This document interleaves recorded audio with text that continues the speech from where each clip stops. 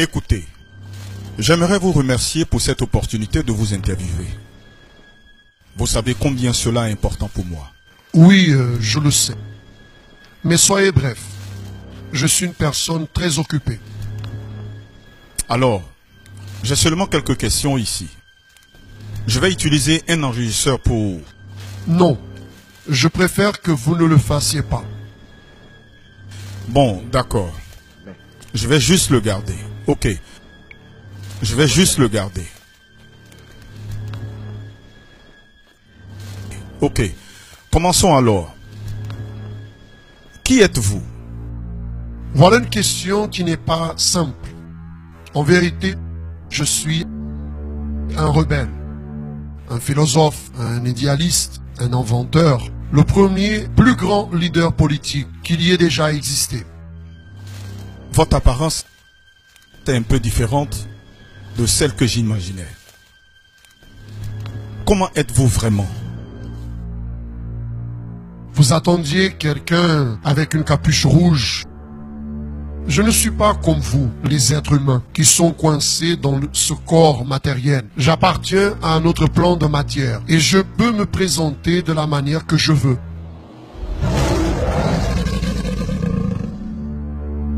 Je peux me montrer comme un ange de lumière, un fantôme, une tentation ou votre frère. Puis-je vous poser une question audacieuse? Quel âge avez-vous? Avez-vous déjà écouté cette musique où quelqu'un dit être né il y a 10 000 ans en arrière?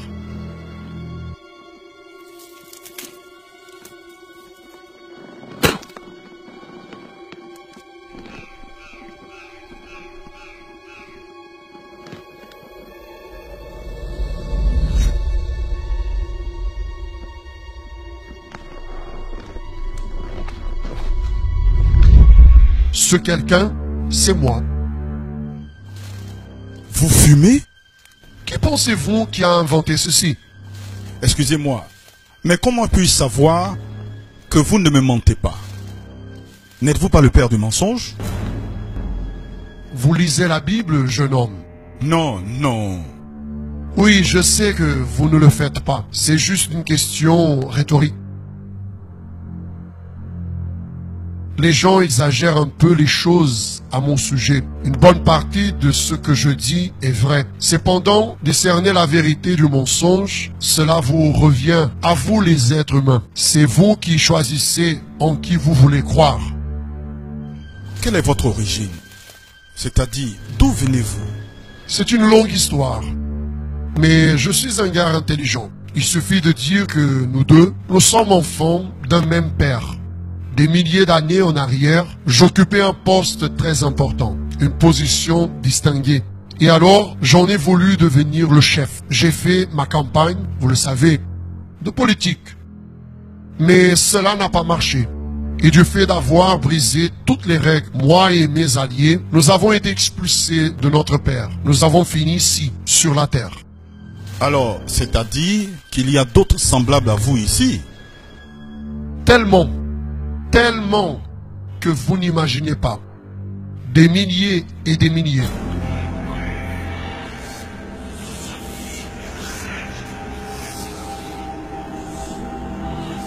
Et quel est votre plus grand atout?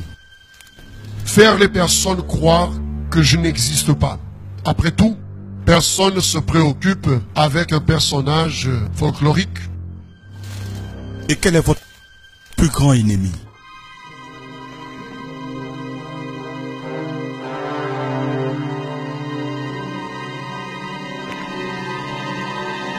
Le Fils.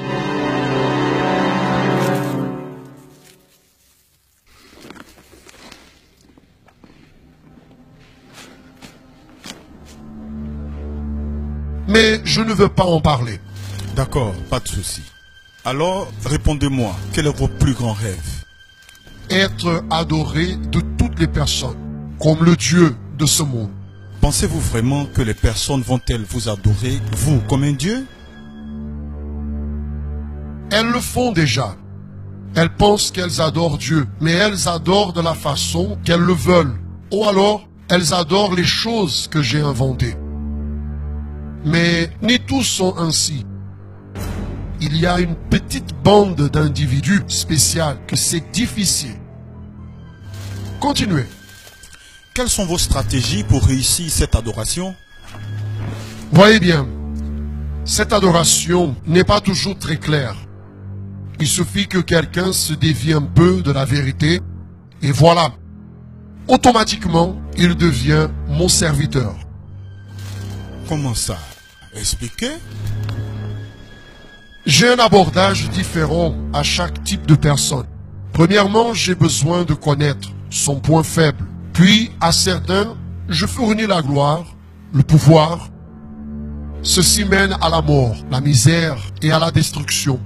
Aux pauvres, je fournis des superstitions, de la dépravation, de l'ignorance. Aux riches, j'apporte le luxe, la vanité, la débauche. Les intellectuels sont séduits par l'orgueil, concluant que Dieu n'existe pas, ne savent pas l'expliquer avec leur science limitée. De cette façon, ils finissent par adorer la créature au lieu du Créateur.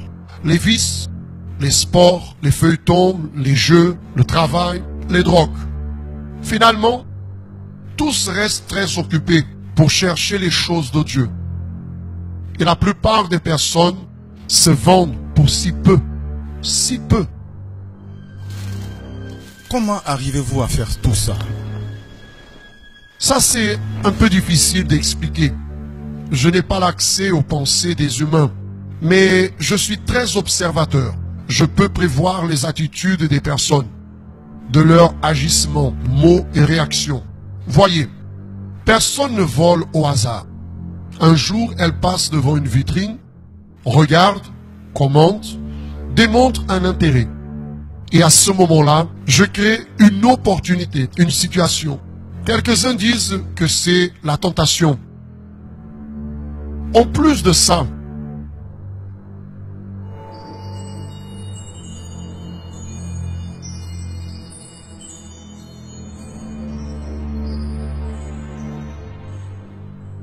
je peux manipuler les éléments de ce monde à mon bel plaisir.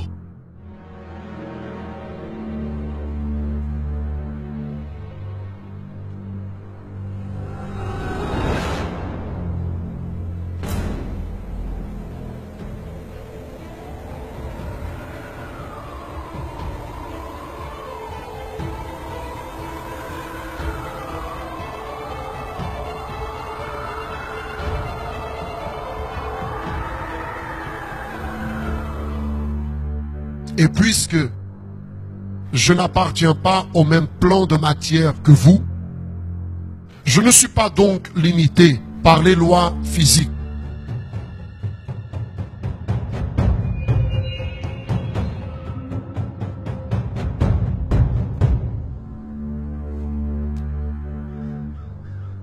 Pour moi, il n'existe pas de mur.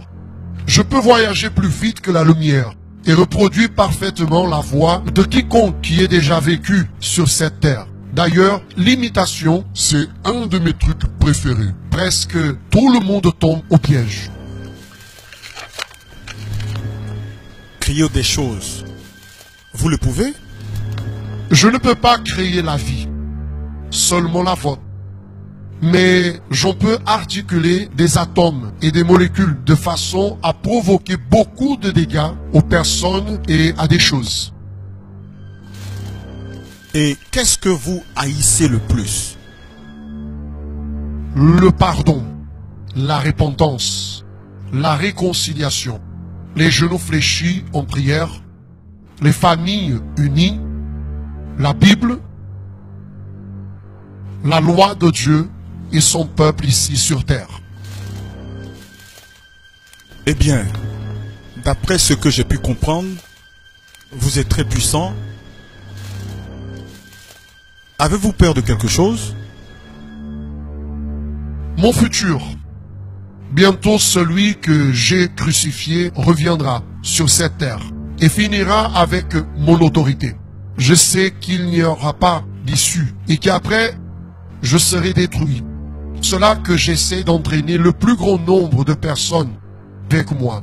C'est la seule façon de blesser le cœur de Dieu.